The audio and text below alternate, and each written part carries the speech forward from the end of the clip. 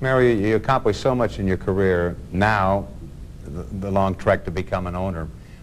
What's the difference now? What have you learned from being an owner and now going back to be a player that you can apply to the game and help everybody? Well, being a player is much easier.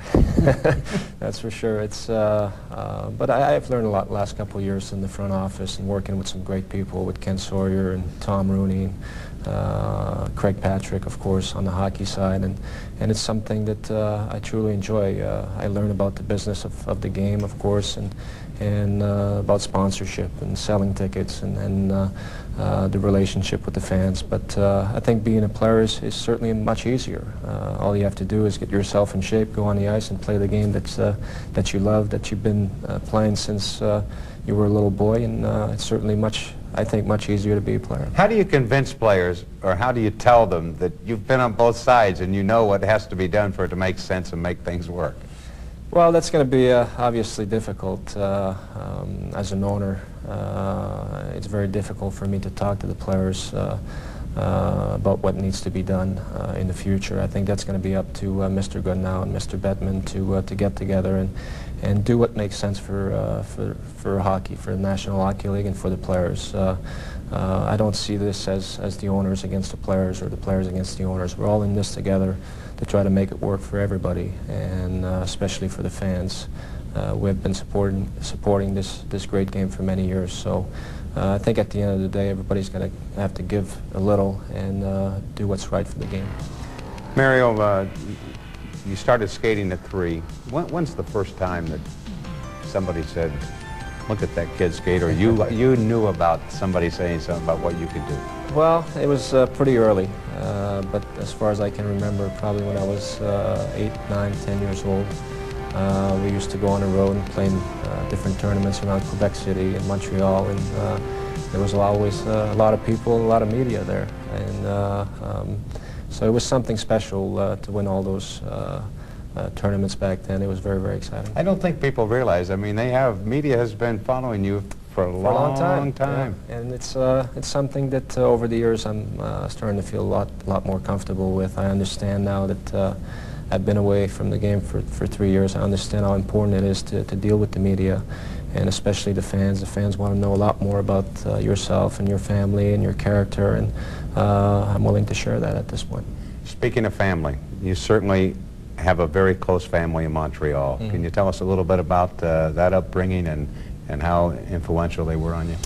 Well, my mom and dad are very, very special people, and my dad supported my career right from the start. You know, they used to wake me up at 5 o'clock in the morning, dress me, and then take me into the car and take me to the rink and practice. And they were always there for us, not only for myself, but for my 2 brothers. And without their help, it would have been very, very difficult to make it to the NHL.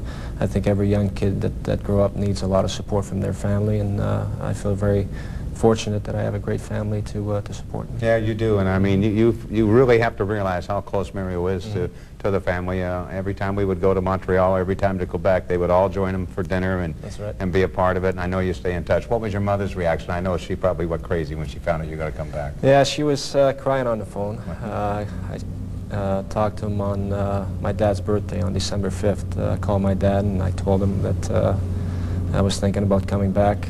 And he was very excited, and then I talked to my mom a couple seconds later, and she said, I knew it, you would come back, I knew it.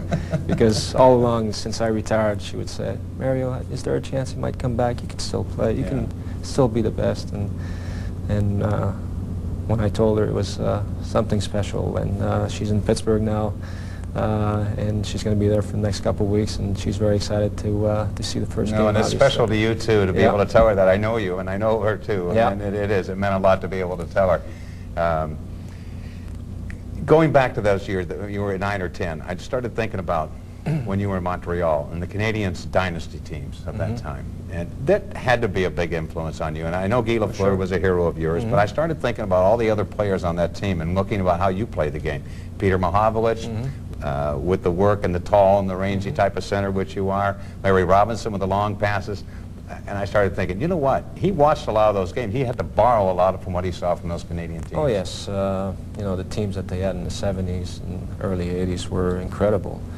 Were they the best teams ever, Mario? I think so. I think along with the Oilers, obviously, and the Islanders, the dynasty with Trotzy and Bossy and all these guys. But Montreal was a very special franchise in the 70s, and to watch that team play every night was great for a young kid like myself who wanted to learn the game, and I learned from the best. Guy Lafleur was the best in the world, and he was very, very exciting to watch, and I'm glad that I had the opportunity to watch those teams back in the 70s. You know, we had the opportunity before you were drafted to see you play a junior game, Laval, and Eddie Johnston, the general manager then, and Lou Angotti, the coach. Do you remember the entourage that went to see that game? Yes, I do. Do you really? I do. And Tony Liberati was there Yes. a few times Yeah.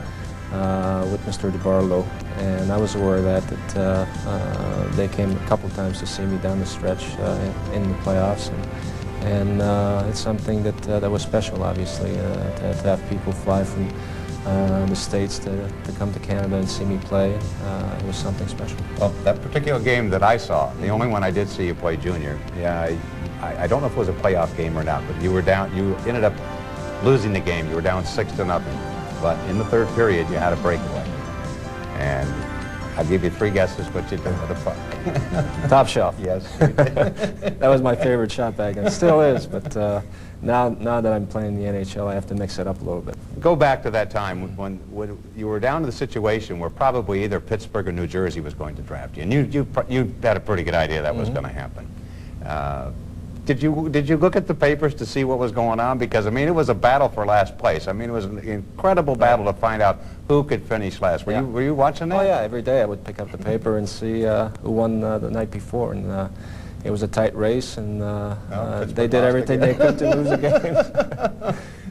But I was very happy when I was selected by Pittsburgh. It's